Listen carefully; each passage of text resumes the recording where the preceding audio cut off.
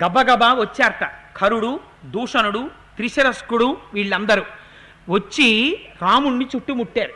ఆయన ఒక్కడు, ఆయన చుట్టూ వీళ్ళందరూ మొత్తం ఆయన చుట్టూ చేరిపోయారట 14,000 మంది రాక్షసులు. బాణాలు విసిరారట, తోమరాలు విసిరారట, ముద్గరములు విసిరారట, గదలు విసిరారట, ఆయన మీదకి శూలాలు విసిరారట. ఒళ్ళంతా పూచినటువంటి మోదుగు చెట్టు ఎలా ఉంటుందో అలా ఒంటి నిండా దెబ్బలు తగిలి నెత్తురు ధారల కింద కారిపోతోందిట.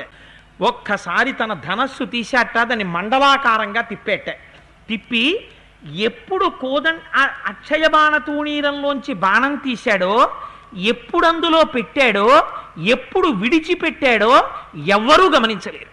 ఇదిగో రాముడు తీస్తున్నాడు చూడు అని చెప్పగలిగిన వాడు లేడు, వింటినారిలో పెడుతున్నాడు చూడు అని చెప్పగలిగిన వాడు లేడు, బాణం విడిచిపెడుతున్నాడు చూడు అని చెప్పగలిగిన వాడు లేడు. 14,000 మంది తన చుట్టూ ఉన్నారు.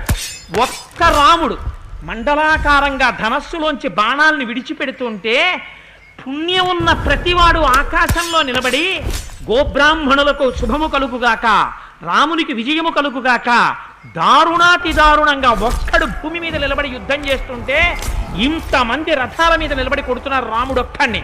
రాముడికి విజయం కలగాలని వాళ్ళందరూ ఆశీర్వచనం చేస్తున్నారట. దిక్కులు విదిక్కులు కదిలిపోతున్నాయిట, పర్వతాలు ప్రకంపనాలని పొందుతున్నాయిట, సముద్రములు ఘూర్నిల్లుతున్నాయి, మేఘములు కూడా వదిలిపోయాయి.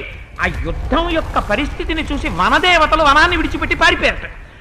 క్రూర మృగాలన్నీ దౌడు తీసి దిక్కుల్ని పట్టి పారిపోయాట. అటువంటి స్థితిలో రాముడు బాణములను విడిచిపెడుతుంటే 14,000 మంది మీద ఎప్పుడు విడిచిపెట్టాడో తెలియదు.